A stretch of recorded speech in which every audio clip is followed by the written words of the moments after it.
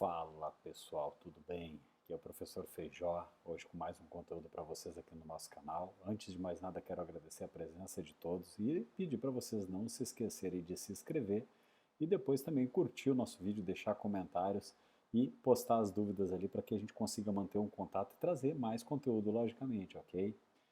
Bom, pessoal, o que eu vou falar hoje com vocês aqui é sobre um conteúdo que o pessoal me pergunta bastante e que está sendo bem solicitado para os desenvolvedores, independentes de serem desenvolvedores front-end ou back-end, né, o full stack, que é o Docker. Então, basicamente, eu vou explicar rapidinho para vocês como é que funciona e a gente vai fazer um hands-on aqui de como configurar esse cara na nossa máquina e como a gente conseguir subir uma aplicação utilizando o Docker, tá bom? São dois comandinhos básicos, mas tem um passo a passo antes. Quem quiser já ver a mão na massa, depois acelera o vídeo um pouquinho ali. Eu até coloco o tempo na hora que eu começo a fazer o hands-on para vocês poderem adiantar também. Tá? Mas primeiro detalhe, por que Docker, né? O Docker, na verdade, é o loginho que a gente vê uma baleiazinha carregando alguns containers, tá? Ele significa muito no mundo de desenvolvimento porque evita uma série de transtornos que eu teria no momento que eu tivesse que desenvolver uma aplicação no meu computador, na minha estação. Imaginem comigo o seguinte, se eu tenho um projeto só, um projeto simples, normalmente não dá tanto problema. Mas quando eu tenho projetos que utilizam a mesma linguagem e que precisam, por exemplo, do framework ou da linguagem em si, versões diferentes, né, da linguagem, vamos rodar, por exemplo, na minha máquina eu preciso rodar um Python 2.7 para desenvolver uma aplicação legada. Ou preciso desenvolver depois uma outra aplicação no Python 3. Como é que eu posso ter duas versões de Python na minha máquina? Né? A mesma coisa acontece com Node. Como é que eu consigo ter duas, três, quatro versões? Porque eu tenho vários projetos diferentes que utilizam versões diferentes de Node. Posso ter projeto que roda na Node 14, na Node 16, projeto que já está rodando, já foi desenvolvido com a versão mais recente na versão 20, por exemplo. Ah, Cícero, mas isso, para quem já trabalha com essas linguagens, sabe que existem outras tecnologias, outros produtos que eu consigo gerenciar multiversões da mesma linguagem na mesma estação. Né? O NVM, por exemplo, é um grande exemplo. Eu consigo ter o Node Version Manager, eu consigo ter várias versões da Node, eu consigo fazer o switch dentro dela das aplicações até de maneira automática. Eu carreguei no meu Visual Studio uma aplicação que está usando o Node 14, com arquivo de configuração eu já posso carregar a Node 14 para rodar ele. Mesma coisa para 16, para 20 e por aí vai. Mas igual, tudo isso depende de eu instalar essas configurações na minha máquina. Se a gente pensasse um pouquinho melhor como é que funciona se eu tivesse uma disponibilidade alta de vários computadores, o que eu poderia fazer? Eu vou lá, vou trabalhar numa aplicação que utiliza um Node 16 e vou pegar o computador que tem o Node 16 instalado e vou desenvolver a minha aplicação ali dentro. Preciso agora fazer o switch e desenvolver uma outra aplicação que usa Node 18? Beleza, eu vou lá e vou pegar outro computador que tenha Node 18 instalado e vou desenvolver dentro dele. Dessa maneira, o que eu elimino? Se instala, desinstala ou esse gerenciamento múltiplo dessas tecnologias. Tá?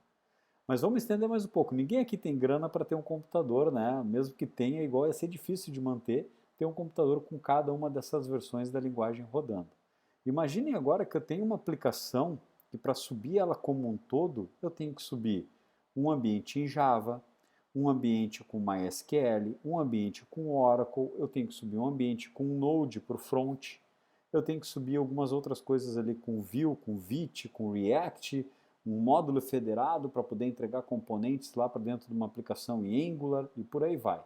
Um ambiente bem complexo. Como que eu vou configurar a minha estação de trabalho para poder ter suporte a todas essas linguagens, né, e frameworks que eu preciso rodar? Primeiro, vai comprometer a performance do meu computador. Segundo, eu vou ter que gerenciar, né, essas linguagens e esses frameworks com as versões necessárias para eles poderem funcionar. Terceiro, dar manutenção ou ter no momento que eu preciso fazer a troca de uma dessas linguagens para outra também é muito complicado. Então eu vejo muita gente que passava por esse cenário que tinha que ficar às vezes perdendo horas configurando o ambiente de trabalho na sua estação. Ou seja, eu levo X horas para desenvolver a minha funcionalidade, mas eu levo X vezes 3 para poder subir o meu ambiente. Olha o trabalho que isso gera. E aí surgiu o conceito do Docker. Tá? E aqui eu estou dando uma visão bem superficial. Mas imaginem que cada um desses serviços que vocês têm, do MySQL, do Node 16, do Node 14, do Python, do Java, eu possa ter um container. Né? Então eu possa ter cada um deles rodando isolado na minha máquina, mas de uma maneira que eu não precise instalar exatamente na minha máquina, no core do meu sistema operacional, essas aplicações com as suas respectivas versões. Então eu crio o conceito de container. Tá? Vamos simplificar um pouco mais agora, dando um passo atrás. Quem está desenvolvendo aplicação front-end de React, o que vocês costumam fazer normalmente? Quem está usando NPM, NPM, Yarn para subir a aplicação, vai lá e roda um NPM install e um NPM start, um Yarn install e o Yarn dev, e o Yarn vai subir a aplicação rodando na máquina de vocês, com a versão da Node que tiver instalado para rodar, né, aquela aplicação. Imagine que eu queira subir isso num container.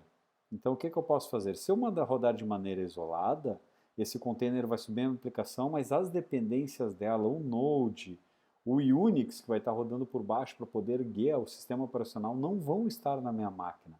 Eu consigo trabalhar, inclusive, por exemplo, num computador com Windows, subir um container rodando Linux, com Node, com Python, com MySQL instalado, e mandar fazer o que eu preciso, a receitinha de bolo para ele poder rodar a minha aplicação. Certo? E a vantagem disso tudo, como eu falei para vocês, no momento que eu não precisar mais desenvolver ou que eu quiser desenvolver outra coisa, se eu quiser eu só paro esse container, ele desativa. É como se fosse quase um VirtualBox, uma máquina virtual, só que com bem menos consumo de recurso, e deixo ele de lado paradinho e vou desenvolver outra coisa. Não quero mais utilizar, já terminei minha aplicação, eu vou lá e destruo ele para ele não ficar ocupando espaço em disco, mas quando ele está parado, não está rodando, ele não está consumindo recurso na nossa estação. Ok? Beleza? Então essa é a primeira etapa, explicando um pouquinho o que é o Docker e quais são as vantagens desse cara. Fora que vocês conseguem subir tudo na nuvem, né? Eu tenho serviços na cloud que eu consigo mandar a minha configuração Docker e subir lá, mas eu não vou entrar nessa profundidade de explicação ainda aqui nesse vídeo, tá bom, pessoal? Segunda etapa, o que eu preciso para rodar o Docker? Eu tenho duas alternativas, eu posso rodar o Docker com o Docker via CLI, ou seja, só por linha de comando, a gente vai ver um pouquinho dele, na verdade vamos trabalhar com ele. Eu posso rodar o Docker via desktop, com uma aplicação desktop que eu baixo da Docker, que eu vou ter aqui também baixada para a gente poder entender um pouco mais a fundo esses conceitos. E eu posso utilizar outros fornecedores que suportam o Docker para poder carregar a aplicação, como o Colima, por exemplo. Então, no Colima, que é digamos, não um concorrente, mas é uma alternativa para o Docker em questão de licença também, em custo, tá? Eu consigo usar ele gratuitamente na minha máquina, mas para fins corporativos e funcionalidades mais robustas eu teria que pagar. Mas enfim, o Colima é uma alternativa também e utiliza a mesma configuração, a mesma sintaxe e por aí vai. Certo? Independente de vocês estarem utilizando Windows, estarem utilizando Mac, estarem utilizando Linux, tudo isso funciona e da mesma maneira, tá certo? O arquivo de configuração para rodar e criar o containerzinho ali da baleia do Docker é a mesma coisa, isso é transparente. Pode ter alguma especificidade quando vocês têm alguma coisa para montagem de volumes, mas isso também é um conteúdo que eu vou adiantar mais lá na frente, tá bom? Em outro vídeo provavelmente. Vamos lá, para o basicão. O que eu preciso, Cícero? Vai vir aqui no docker.com, tá? E vocês vão baixar o aplicativo do Docker. Então aqui ele fala um pouco para vocês como é que funciona e tudo mais, quais é que são as empresas que utilizam aqui. E daí até para atalhar, se vocês depois eu coloco os links ali, Docker Desktop. Esse é o aplicativo que a gente vai baixar. E esse cara aqui, tá? Aqui. Então, download for Mac, download for Windows ou for Linux. Eu já tenho ele instalado. Depois que vocês instalam no Mac, no Linux é super tranquilo. No Windows ele pede para desabilitar algumas coisas, mas na teoria, máquinas mais novas e que já vem com a virtualização habilitada, ele vai funcionar normalmente, tá bom? Então não é um detalhe também, é um corner case que a gente não vai tratar aqui. Com ele instalado, pessoal, vocês vão ter essa interface aqui, ó. E aqui no Mac, você pode ver que ele está com uma folhinha que é uma espécie de modo eco, ou seja, ele está em standby, saver mode. Ele não está consumindo recurso, ou quase nada de recurso da minha estação. Tá? E aqui dentro nós temos algumas configurações, na verdade conceitos, que eu vou explicando para vocês agora na sequência. Aqui tem os containers, então vocês podem ver que aqui não tem nada por enquanto. Mas para cada aplicação que eu subir no Docker vai ser um container. Pode só ter também um container que sobe várias aplicações, mas não é o ideal. Eu estou fugindo um pouco do conceito do para que serve. Tá? Mas se vocês estiverem rodando uma aplicação em Java, com um back-end, uma API, pode ter um containerzinho, então vai ter exatamente um container de um navio aqui. Eu posso ter também um outro container com o meu banco de dados, eu posso ter um outro container com o meu front-end. Então está tudo de maneira independente, como se fossem máquinas diferentes que estão se comunicando entre si na cloud ou dentro de uma rede interna. Inclusive vocês vão ganhar endereço IP para acessar essas máquinas, tá? Vocês conseguem acessar elas com terminal Linux e tudo mais, ok? Isso é o conceito de containers, tá bom? As imagens na verdade é o que eu quero rodar, o que eu preciso baixar. Então, o que eu preciso para rodar uma aplicação em React? Eu preciso ter o Node instalado. Então, eu posso baixar, e logicamente eu tenho que ter um sistema operacional para poder rodar isso. Mínimo que eu preciso um Linux com a versão Node 16, 14, que eu preferir, conforme a aplicação que eu for desenvolver. Isso é o mínimo. Então, eu tenho uma imagem. Como é que eu sei qual é que é as imagens que eu posso utilizar? Lá dentro do site Docker Hub, hub.docker.com, vou deixar o link no vídeo também, na descrição. Aqui a gente tem uma série de imagens prontas para poder utilizar. Então tem imagem com Mongo, com MySQL, com Postgres, com versões diversas de Postgres, com PHP, com Golang, com OpenJDK, Redis, Ubuntu, tá? Vitess, Vitess, né, que a gente fala, Memcache também para cache e por aí vai, certo? Então, essa é uma configuração que a gente pode ter, então as imagens já estão prontas, você não tem que fazer muita coisa para poder utilizar. Está ali a imagem, quer uma com MySQL, está aqui o Linux com MySQL para ti. Qual versão? Ah, essa versão. Então eu configuro isso que vocês vão ver na sequência agora comigo. Tá? A gente vai utilizar um Node, se eu fizer a busca aqui dentro por Node, tá pessoal, no Search, ele vai me cair aqui. E aqui todas elas estão as tags de configurações de Node que eu posso utilizar. Então tem o Node 21, Node 20, Node 18, e cada uma delas especificações diferentes, tá? Que cada uma tem um detalhamento diferente. Eu tenho um Node mais light, eu tenho um Node mais pesado, eu tenho um Node completo, eu tenho um Ubuntu com um Node, eu posso especificar tudo o que eu quero dentro da minha configuração do meu arquivo Docker, tá bom?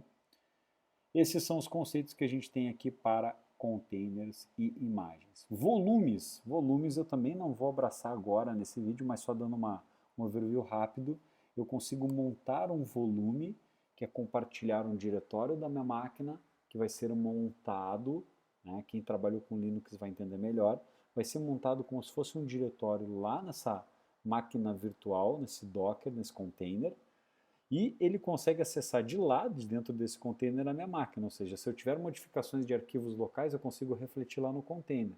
Tá? Entenda uma coisa que é bem importante para ficar claro aqui para nós. No momento que você sobe em aplicação, tá? Pensando no básico, que você sobe a aplicação de vocês para um container, ela não está rodando na máquina de vocês, ela está rodando neste container. Apesar de ele estar dentro da máquina, para o computador parecem duas coisas diferentes. Então, se eu mexer no código aqui, não vai refletir diretamente lá. O que eu preciso fazer? Eu tenho que parar aquele container e fazer o deploy daquela aplicação de novo, copiar o que está na minha máquina para dentro daquele computador virtual, né, desse container fantasma, para ela poder rodar. Mas, de novo, eu não precisei instalar Linux, eu não precisei fazer muitas configurações para ter aquilo ali, eu tenho muito mais ganho do que perdas. Tá? Ah, Cícero, mas eu não tenho um hot reload? Tem, mas daí tem que configurar um volume. Daí a gente entra em umas coisas mais que não são complicadas, mas são mais avançadas. Tá bom? Então vamos lá. Eu vou pegar com vocês aqui uma aplicação, que é uma aplicação em React que eu usei para o módulo federado, tá? No vídeo anterior. Mas pode ser uma aplicação qualquer, pessoal. Vamos pegar uma de React aqui, por exemplo. Eu já tenho o meu arquivo criado, eu atalhei por aqui, que eu vou explicar ele para vocês, já que ele é super curto. Mas o que vocês precisam criar? Um arquivo chamado Dockerfile. Olha que é o Dzinho maiúsculo, Dockerfile sem extensão, tá? E ele vai ficar aqui no Visual Studio, ele identifica e bota o iconezinho da baleia com os containers ali para vocês. Perfeito? O mínimo, e olha que bacana isso daqui. Isso daqui dá para estender, dá para deixar uma complexidade bem maior e fazer literalmente chover com esse arquivo, tá? From, eu quero que ele carregue uma imagem de Node versão 18 Alpine. O que é o Alpine ou Alpine, né? O Alpine é uma versão mais light do sistema operacional rodando a Node, ou seja, eu não vou baixar um Ubuntu inteiro para essa imagem só para rodar a Node. Eu rodo o core da Node, que eu preciso para a Node poder funcionar, versão 18. Ah, Cícero, eu quero uma 16. Eu não sei de cabeça, né, o version que tem completo, 16.01. Tem que olhar lá no Docker Hub, vai lá e troca e coloca aqui dentro desse cara. Tá? O meu diretório de trabalho lá na máquina. Tá?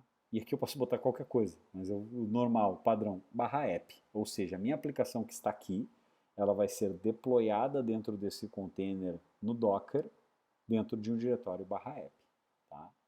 Primeira instrução, então ele vai baixar essa imagem, vai criar o diretório, vai copiar tudo que está perante esse arquivo no mesmo nível, então deixa eu minimizar tudo aqui, ó. Tudo que está no meu Dockerfile, no meu diretório raiz aqui, tudo isso, pessoal, vai ser copiado para a ponta, então aqui tem um espaço, ó.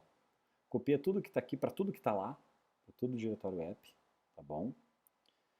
E roda, depois que tu tiver copiado, npm install, estou usando yarn aqui, tá? npm install yarn. Ah, mas não tem que instalar o npm? Não, tá, vocês já baixaram uma imagem com o Node.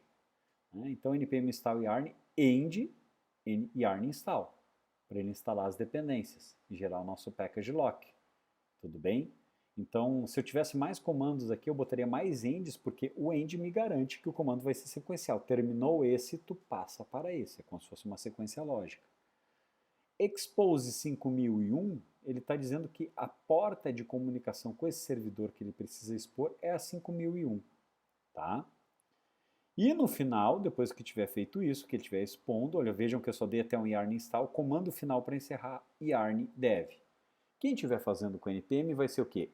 Só um run npm install, expose a porta, não precisa ser 5001, porque cada aplicação vai ter a sua diferente. Essa é a porta que vocês vão acessar, o localhost 2.5001, vão cair lá no container, como se fosse numa outra estação de trabalho. E o command ele ia ser npm start, tá? npm run dev, npm run preview, o que vocês quisessem. Tá bom? Então, se tivesse mais comandos aqui, teria mais uma sequência aqui, npm, dev, mais argumentos, algumas coisas, outras coisas que eu quisesse. O importante é que cada textinho do comando seja colocado dentro dessa espécie desse vetor, desse array aqui. Só isso? Bom, agora tem uma parte que demora um pouquinho mais enquanto eu estou dando a explicação aqui, a gente vai deixar baixando. São 2 comandos para rodar, mas observem primeiro aqui no desktop, que dentro de imagens, eu tenho uma Hello World que já vem com ele, tá? Então lá no tutorial do Docker ele explica para vocês ali o uso, é uma imagem genérica só para testar, não tem nada de Node, é só pode ver que o tamanho dela é 13 KB, é minúscula. A imagem é tudo que eu preciso para rodar minha aplicação, tá? Tirando os Node módulos, é o que eu preciso do básico, do alicerce, o sistema operacional e a linguagem. Tá? Em containers eu não tenho nada. Feito isso, não vou fazer nada aqui pela interface. A gente vai vir aqui pela nossa linha de comando aqui, tá? E vai executar esse primeiro comandinho que nós temos aqui, que é o docker build -t. Então, o que vai acontecer aqui, pessoal? Olha lá. No meu terminal, docker, no raiz, onde está o meu Dockerfile, docker build -t, o nome da aplicação que eu quero que ele gere é a imagem. O nome pode ser qualquer coisa, eu vou dar um nome coeso, React App, que é a minha aplicação. Pode ser aqui batatinha 123, o que vocês preferirem, tá bom? Ponto. Tá? Então ele vai rodar essa aplicação desse diretório construindo sobre o Dockerfile que está aqui. O ponto é o diretório onde está o Dockerfile. Se estivesse numa pasta dentro desse projeto, seria barra o nome da pasta. Vou dar um Enter aqui e vocês vão ver que ele vai começar a baixar algumas coisas. Tá? E provavelmente aqui na hora que a gente começar a executar esse cara, tá demorando um pouquinho aqui. O nosso Docker aqui, ele vai começar a carregar as imagens, tá? Essa imagem aqui, não sei porque, ó, olha lá, building. Então o que ele está fazendo? Ele foi lá no Docker Hub, está baixando a imagem com o Node 18, que é o que a gente está definindo aqui no nosso Dockerfile, tá? E vocês vão ver que ele demora um pouquinho aqui porque ele está baixando, e agora aqui ele está rodando npm install e um yarn install, tá? npm install yarn e yarn install. Aqui vocês podem ver que esse passo demora um pouquinho mais. Enquanto ele está rodando aqui, se eu der uma olhada aqui dentro de imagens, eu não vou ter nada ainda. Tá? Porque ele está em paralelo baixando, olha lá. Uma library 1819 e tudo mais. Aqui tem um hash de validação, mas ele está baixando esse cara para nós. Aqui leva Depende da velocidade da internet de vocês, vai levar ali uns 60 segundos, 70 ou um pouquinho mais, dependendo da aplicação que vocês estiverem rodando.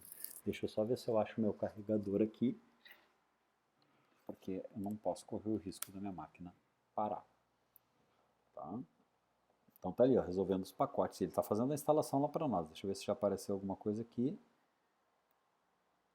Ainda não. Tá? O que acontece? Basta ser mais demora? Sim, gente. Ele está baixando um sistema operacional com um Node já instalado. Sei lá, 600 MB, 500 MB. Ó, tá linkando as dependências e tudo mais. E segue baixando. Lá vocês vão ver que ele vai ocupar um espaço em disco daquela imagem. Vamos ver se já apareceu. Ainda não. Está terminando. Ó, exportando para uma imagem. Tá? Então ele fez toda essa aplicação aqui, agora ele exporta como se fosse uma imagem de um HD, digamos assim. Pronto. Vamos dar uma olhada aqui, olha lá, React App. Está aqui a nossa aplicação. Tamanho 686 MB, tá? Com tudo, Node, sistema operacional e mais o meu npm install com o yarn install do Node Modules que está ali dentro. É só rodar? Não, ainda não. Tá?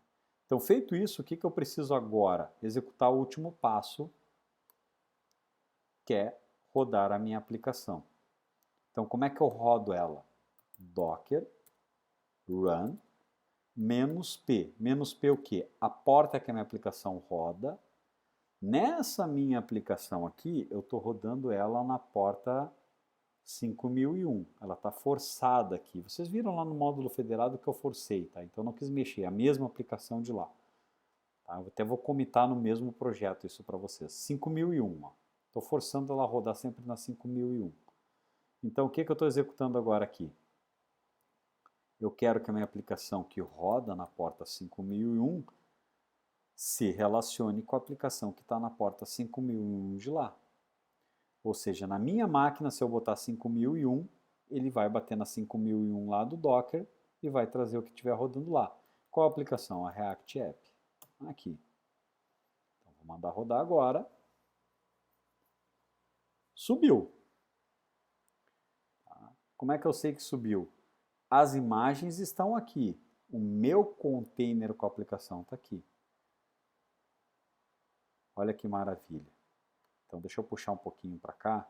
Ele está rodando, não está consumindo nada de CPU, tá? 0.23, há 22 segundos atrás. E ele dá esse nome, ele dá uns nomes genéricos para vocês, tá? Se vocês quiserem, se eu não me engano, dá para mudar lá o nome. Não me lembro de cabeça, mas eu acho que dá para mudar e dar o nome que eu quero. Mas isso daqui normalmente eu não me importo, o que importa é que a aplicação esteja rodando. De 2 GB que eu tenho disponíveis aqui, tá? Eu tenho configurado ele para consumir no máximo disso, você está consumindo 94 MB. Tá? Vamos abrir aqui a nossa aplicação agora, eu vou colocar aqui, localhost 5001. Olha lá. O pessoal não me perguntando, porque aparece aquelas notícias ali, gente, eu estou usando o Edge porque o Chrome estava comendo muita memória da minha máquina, tá? Firefox, eu não sou muito amigo do Firefox, Safari eu não gosto, estou pensando em testar outras alternativas, até posta aí nos comentários o que é que vocês usam de browser para Mac, quem tem Mac, porque esse meu Mac aqui é um Intel ainda, e ele precisa um pouco de cuidado no consumo de memória, senão ele trava mesmo, tá? Então tá aqui, ó, uma View Application rodando em Docker. O que aconteceu aqui, gente?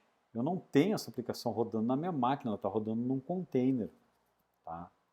Qual é que é a vantagem disso tudo? Se eu vier aqui nesse cara e parar essa aplicação, ele vai parar, mas ela vai continuar o containerzinho com a imagem lá. No momento que eu quiser subir ela, eu subo diretamente lá e ele vai subir com aquela versão Node.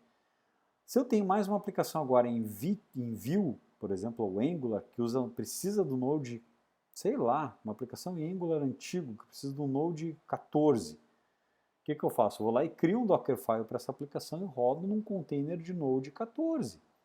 Mas eu tenho a minha API. A API é feita em que? A minha API é feita em Go. Então eu vou ter um container com a API. Eu não preciso instalar nada na minha máquina.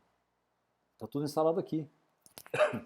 Não quer mais, não quer brincar mais, não quer desenvolver mais, vem aqui e mata tudo. Tá? Matar o container ou deletar ele não vai apagar a imagem, são duas coisas diferentes. Qual é que é a vantagem disso tudo? Porque essa imagem React App que está em uso aqui, o que ela é composta? Ela é composta de um Linux base com o Node 18. Se eu tiver uma outra aplicação que quiser utilizar essa mesma imagem, não tem problema. Eu não preciso baixar esses 600 MB de novo toda vez que eu quiser subir esse container. A não ser que eu delete essa imagem daqui ou tenha novas configurações do Docker que eu tenho que mudar. Tá? Então, basicamente é isso, gente. Vocês podem ter o que eu já cheguei a trabalhar em projetos que eu entrava aqui em containers, ele ia subindo o banco, subindo a máquina de container com a API, subindo a de outra API, subindo a de um BFF, subindo a do front-end, subindo a de firewall, subindo o que eu quisesse ali dentro. E está tudo lá isolado. Né? Tem uma atualização na API, destrói esse cara aqui, faz o download de novo, e dentro desse arquivo aqui, Dockerfile, eu posso ter uma extensão desse arquivo chamado Docker Compose, que eu vou mostrar em outro vídeo depois também, e nesse cara a gente consegue fazer muito mais coisa ainda. Tá? Utilizando uma sintaxe muito parecida, inclusive implementar um script em Bash, rodar o que eu quiser dentro desse Compose ali dentro, para poder fazer ele funcionar. Tá bom? Pessoal, não vou me estender demais, esse é o basicão, pelo menos para dar o conceito e fazer vocês terem a primeira contato, a primeira impressão, né, com essa aplicação de vocês. De novo, como eu falei para vocês, quer parar a aplicação, dá um stop aqui, ele já parou. Quer rodá-la de novo, pode dar um play por aqui mesmo, ele vai subir novamente a aplicação. Tá? Deixa eu ver se ela já está respondendo aqui para nós. Tá? Esse tempo de demora, ó, teve que fazer um yarn dev lá do outro lado. E aqui, nesses 3 pontinhos, vocês conseguem ver tudo. Ó. Vocês conseguem olhar qual é que é os arquivos que estão lá na máquina, no container.